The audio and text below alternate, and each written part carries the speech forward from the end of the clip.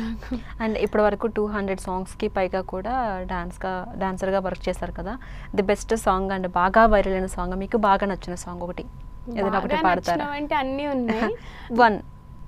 One starting నిండు పున్నమి వేళ, తర్వాత రాధమ్మ సాంగ్ అంటే బాగా ఇష్టం. ఈ మధ్యలో కొన్ని ఎంటర్టైన్మెంట్ సాంగ్స్ చేశాను అక్క. లైక్ ఇప్పుడు కోయ్ కోయ్ ట్రెండ్ అవుతుంది రీల్ ఇన్స్టాలో, అది మళ్ళీ పొంగ పొంగ పొలాస అని ఒకటి మంచి, అది యాక్చువల్లీ అక్కడ విలేజెస్ వాళ్ళకి మంచి రైమ్ అంట.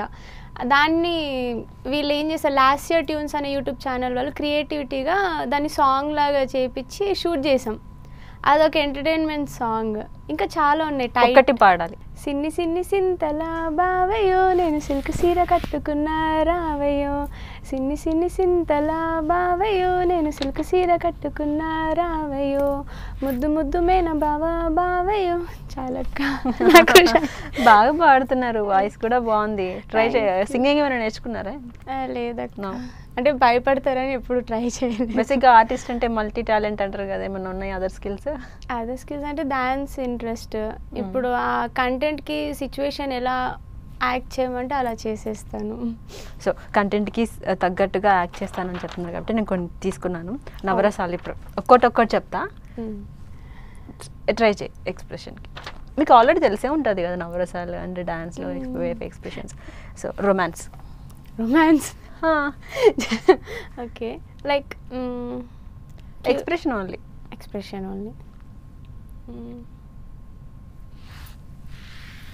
క్యూట్ రొమాన్స్ అంటే లైక్ ఓకే. సాడా?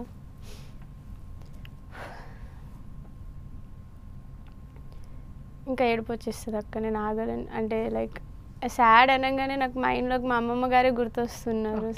అందుకని ఫన్.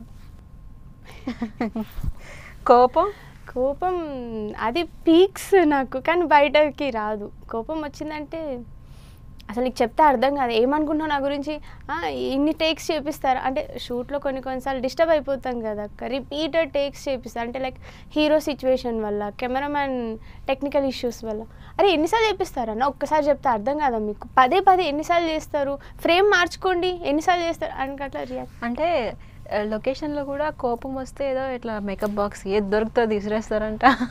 ఎవరు చెప్పారు? బయట టాక్ తెలియదు. ఒకే ఒక షూట్లో అట్లా చేసుంటా కానీ అది ఎవరి మీద కోపం అయితే చూపించలేదు. ఎందుకు అంత కోపం లాస్ట్కి? అదే ఆ రోజు వాళ్ళు చాలా డిలే చేశారు, ఫుడ్ పెట్టలేదు అక్క.